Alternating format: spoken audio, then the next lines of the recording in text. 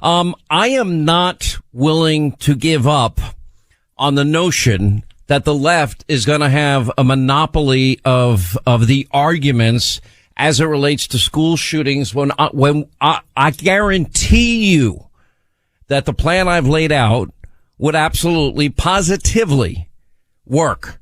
And it's very simple, is that every school must have metal detectors. Every school in the country must have undercover, retired military, retired police protecting our children. Hollywood stars are protected. They're rich. They can afford their own private security. The average person, they're on their own. And if we have politicians, I'm all in favor of protecting them too. You don't think we need a Secret Service? We absolutely need a Secret Service to protect our elected officials. And that is just the right thing to do. But the real answer is, why don't we give our children the exact same security that we're giving politicians, the exact same security that liberal elites have? They're all against firearms, but I guarantee you, in 90% of the time, their security guards are carrying. So it's pretty unbelievable. Anyway, Congressman Greg Steube is with us of Florida. He's a member of the Florida State Senate, Florida House, before coming to Congress. He was a leader of having armed security in schools since at least 2014. That's even years before Parkland ever happened. And Congressman Steube has helped to craft legislation currently on the books in Florida as it relates to having armed security in schools. And, he's devastated. Those of us that have been out there looking for real solutions, short of, we got to abolish the Second Amendment. Murder comes from the heart. You could go online, and years ago, I talked about this I had a copy of the Anarchist Cookbook. And it shows you how to make things that will inflict major damage to large groups of people. Anyway, Congressman Steube, thank you for being back with us. By the way, I heard you were hurt. I'm glad you're feeling better. Thank you, sir. Yep. Getting better every day. Thanks to God's great. Thanks so much for having me on. Well, it's great to have you. So I guess you're as frustrated as I am because, for example, I've always made the case that the left only cares about violence if they can politicize it. And the biggest case in point would be in the city of Chicago, because in Chicago, on any given weekend, I can predict with a certain degree of accuracy how many people are going to get shot, how many will get shot and killed. I wish I couldn't make that prediction. Since 2009, Congressman, I've been scrolling names that the American public have never heard of before of people shot and killed in Chicago. I've scrolled the names of police officers, names people never hear about because the left can't politicize it. It really hit home when my friend and colleague, Gianno Caldwell at Fox News, his brother, an innocent victim of a shooting, murdered in Chicago. And it's happening every day, and nobody talks about it. Now these school shootings come up right away. We need to peel back Second Amendment rights. We need a ban on assault weapons. That's not the answer. In this particular case, after looking at security at one school and seeing that they had a really secure school, this shooter, this one that took place in Nashville, decided to go to the school that didn't have as much security. That was a conscious decision, which I think proves your point and mine. I'm sorry to be so long-winded. No, and you're right. And you just brought up a very important point. A lot of these individuals do research as to where they want to hit, like the Dark Knight shooter who in Colorado decided to go into a movie theater. He researched which movie theaters didn't allow law-abiding citizens to carry a concealed weapon, and he actually drove by the one that allows for permit carriers to carry, and went 8 miles from his house to one that didn't, specifically because he knew that if he went into a place where there were armed people, that he wouldn't be able to kill as many people as possible. She didn't hit another school because of their security posture. And so if we don't have trained armed individuals in our schools to be able to respond to an armed threat, then they are beholden to law enforcement. And in this case, they did an outstanding job. But that's 4 minutes where somebody gets to walk around a school shooting innocent children. Let me ask you, does your bill include metal detectors at every school? We did not put that piece in. I think that's a great piece. And we're now filing this. It's not filed yet, but we're filing this at the federal level.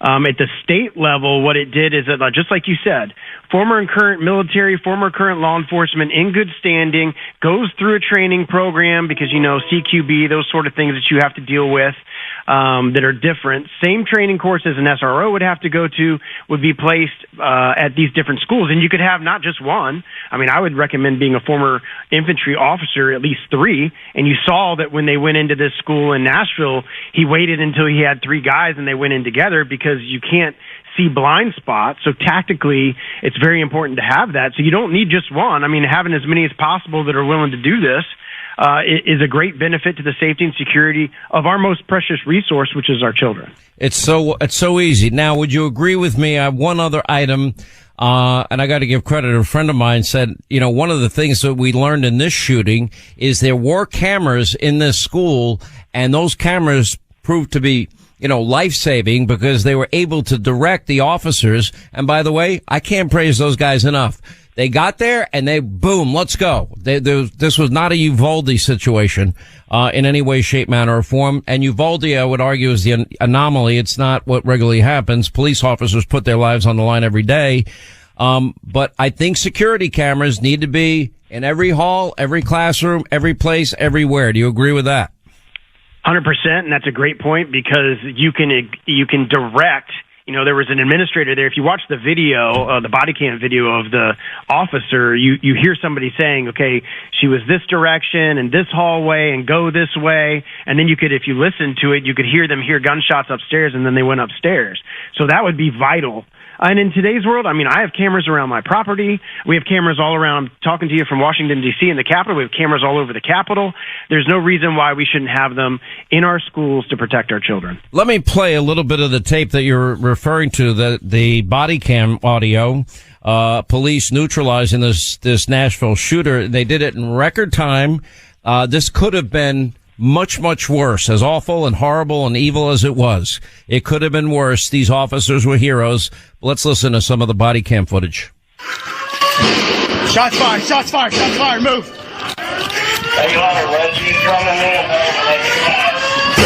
Right.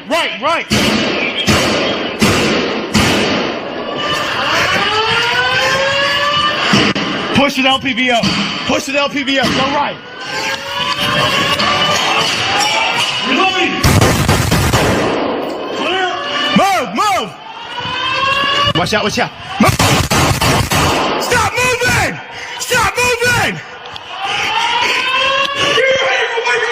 Watch left! Suspect down! Secondaries provide security! Hey, hold the air. Listening to that, anybody want to be a cop in the era of no bail, defund, dismantle? I don't think so. These guys were amazing. Yeah, they did an awesome job and a huge testament to them, the lives that they saved. And we have these people all across our country that are willing to do that. And you could hear his frustration as a former military officer.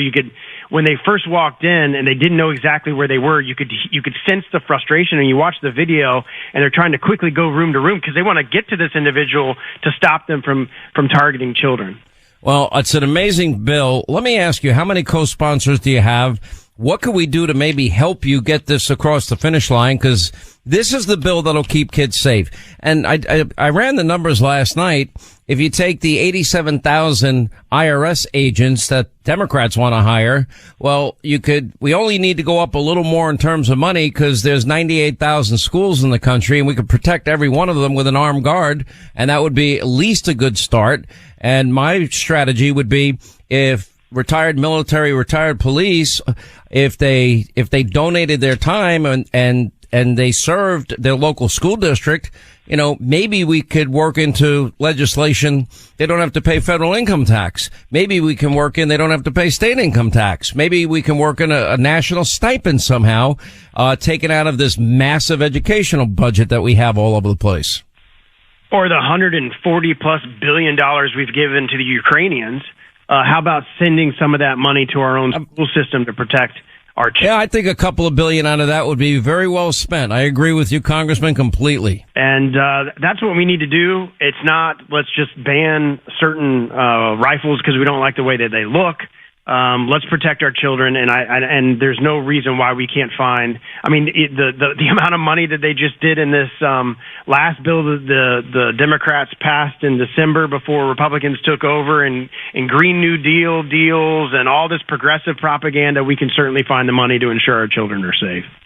Well, we really appreciate what you're doing, Congressman Stubbe, the great state of Florida. We really appreciate your time. We know how busy you are, and thank you so much for joining us. Thanks, Sean. Anytime. All right, 800-941-SEAN, our number if you want to be a part of the program. All right, here we go again. Banks are failing, banks being bailed out, and now Biden is telling you, oh, don't worry, everything's okay. Inflation is transitory. Remember, or when our borders are secure. Look,